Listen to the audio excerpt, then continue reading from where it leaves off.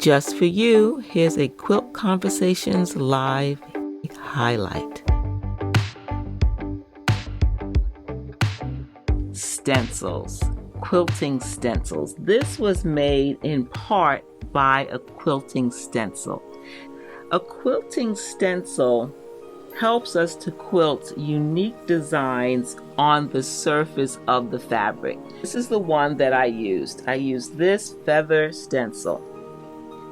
But you have to transfer these designs onto the fabric. How do you transfer? And I use something called Mark Be Gone. Blue mark that's temporary. It will be removed with water.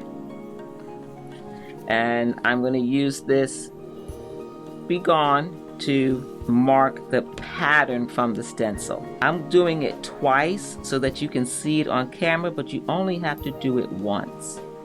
You want to do it lightly. That's what the instructions say, to do it lightly. Okay, let's take a look here.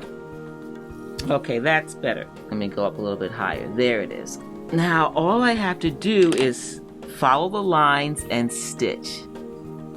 After I'm done, then I just remove it with water.